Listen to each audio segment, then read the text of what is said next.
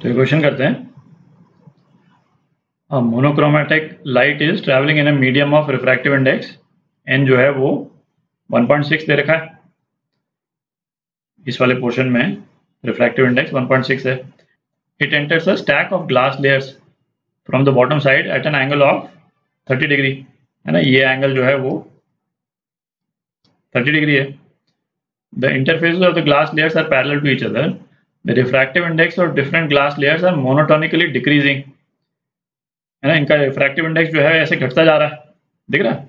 ये n है, ये n माइनस डेल्टा n, ये वाला होगा n minus twice delta n, है ना। इस तरह से जैसे जैसे हम ऊपर बढ़ते जाएंगे रिफ्रैक्टिव इंडेक्स कम होता जा रहा है। तो कम होता जा रहा है का मतलब हुआ कि ये जो रे ऑफ लाइट जो है वो अवे फ्रॉम नॉर्मल बेंड करती चली जाएगी। जिस तरह से यहाँ पे दिख रहा है ना। हर इंटरफेस पे यदि हम नॉर्मल बनाएं, यहाँ पे हमने नॉर्मल बनाया, फिर यहाँ पे नॉर्मल बनाया, यहाँ नॉर्मल बनाया, तो अवे फ्रॉम नॉर्मल बेंड करती जा रही है, ठीक है। तो refractive index is decreasing as, ये रिलेशन दे रखा है किस तरह से डिक्रीज कर रहा है, where nm is the refractive index of the mth slab and delta n is 0.1, है ना। बेसिकली हर स्लैब का रिफ्रैक्टिव इंडेक्स 0.1 से घटता गया, है ना। पिछले वाले स्लैब के कंपैरिजन में 0.1 घटता जा रहा है। अच्छा, rays refracted out parallel to the interface between m-1 and mth slab. ये जिस तरह से दिखा रखा है, लास्ट वाला स्लैब जो है वो mth स्लैब है और उसके पहले m-1 स्लैब। तो यहाँ पे इन दोनों स्लैब्स के बीच में ये रे जो है वो पैरेलल निकल गई, दिख रहा है। तो पूछा what is the value of m। अच्छा, मल्टीपल स्लैब के केस में जो एंगल ऑफ इंसिडेंस जो होता है और लास्ट स्लैब में जो एंगल ऑफ रिफ्रैक्शन जो होता है उसके बीच में रिलेशन अपन कर चुके हैं, उसी को यूज करेंगे। एक बार ब्रीफली देख लेते हैं दोबारा। तो यहाँ पे अपन ने दो स्लैब ले लिए, है ना। मीडियम्स के रिफ्रैक्टिव इंडेक्स सपोज μ1 μ2 μ3 μ4 है। तो अपन ने क्या देखा था कि ये सपोज नॉर्मल है और इंसिडेंट रे जो है वो इस तरह से आ रही है। एंगल ऑफ इंसिडेंस ये है, ये एंगल ऑफ रिफ्रैक्शन हो जाएगा, इसको मैं R1 बोल देता हूँ, ठीक है। अच्छा, जो ये बीच वाला जो सरफेस है इसका जो एंगल ऑफ इंसिडेंस है ये भी R1 ही हो जाएगा, ठीक है। अच्छा, अभी ये नहीं अपन देख रहे हैं कि कौन सा μ2 ज़्यादा है या μ3 ज़्यादा है, मैं ऐसी जनरल बना रहा हूँ। ये वाला जो एंगल ऑफ रिफ्रैक्शन है इसको R2 बोल देते हैं, ठीक है। और ये भी चूंकि ये स्लैब सारे पैरेलल हैं तो ये भी R2 हो जाएगा, ठीक है। और यहाँ से ये जो निकल रही है रे, सपोज इसका एंगल ऑफ रिफ्रैक्शन जो है वो R3 है सपोज, ठीक है। तो अपन ने क्या देखा था, अपन ने देखा था भाई इसमें यदि स्नेल्स लॉ लगा दें हर सरफेस पे तो क्या आ जाता है, μ1 sin I1 एक बार लिख ही लेते हैं is equal to μ2 sin R1, है ना। ये पहले सरफेस पे, फिर μ2 sin R1, है ना। इस वाले सरफेस के लिए कर रहे हैं अपन। ये जो इनके बीच वाला सरफेस है एंगल ऑफ इंसिडेंस R1 है इस केस में। ये कितना था, μ3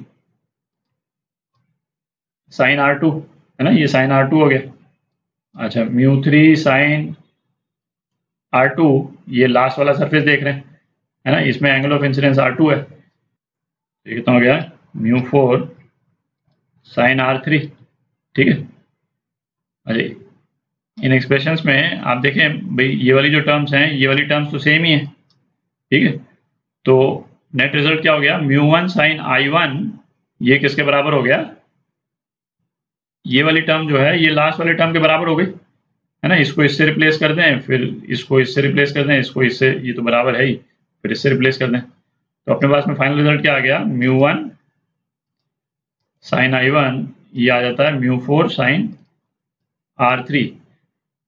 तो इसका मतलब निकल गया कि जो पहला जो रिफ्रैक्टिव इंडेक्स है जिस भी मीडियम का और जो लास्ट मीडियम का जो रिफ्रैक्टिव इंडेक्स है I1 और R3, है ना, ये एंगल इंसिडेंस और जो लास्ट वाला जो मीडियम है उसमें जो एंगल ऑफ रिफ्रैक्शन बन रहा है, ये दोनों एंगल्स जो है वो केवल μ1 और μ4 पे डिपेंड करते हैं। बीच में जो कुछ भी हो रहा है उससे कोई फर्क नहीं पड़ता, ठीक है। तो अब इस वाले एक्सप्रेशन को ये अपने पास में जो ये स्लैब स्ट्रक्चर दे रखा है इस पे अपन लगा देते हैं। तो लास्ट वाला जो रिफ्रैक्शन है वो अपना कहाँ पे है, लास्ट वाला रिफ्रैक्शन अपना यहाँ पर है, ठीक है, और पहला वाला रिफ्रैक्शन यहाँ पर है। अपने को यही दो पॉइंट देखने, पहले वाले पॉइंट पे लिखते हैं। तो पहले वाले पॉइंट पे क्या हो गया, n है ना, ये वाला मीडियम, ये μ1 के बराबर है n साइन I1 कितना है यहाँ पे 30 डिग्रीज, ठीक है, इज इक्वल टू μ4। तो μ4 इस वाले केस में कौन सा हो जाएगा, ये जो बाहर वाला जो स्लैब है, मतलब जो लास्ट वाला जो स्लैब है ना, ये वाला जो मीडियम है, ये जो लास्ट वाला जो मीडियम है ना, वो हो जाएगा। तो इसका रिफ्रैक्टिव इंडेक्स कितना है, n minus m delta n, ठीक है, दे ही रखा है n minus m delta n into sine R3। तो साइन R3 कितना है इस वाले केस में 90 डिग्रीज है, ये है बेसिकली, ठीक है, ये बाहर वाला जो एंगल है, angle of refraction 90 degree, sine 90, ठीक। तो वैल्यूज डाल देते हैं, n की वैल्यू कितनी है 1.6, साइन 30 1/2 हो गया, n 1.6 माइनस m, ये तो अपने को पता करना है। अच्छा, डेल्टा n अपने को दे रखा है 0.1, तो m इंटू 0.1 और साइन 90, ये कितना हो गया 1 हो गया। तो इसको अब आप सॉल्व कर लें तो m की क्या वैल्यू आ जाती है 8 आ जाती है, ठीक है। तो ये आपका answer, total number of slabs जो हैं वो कितने हैं 8 है, ठीक है।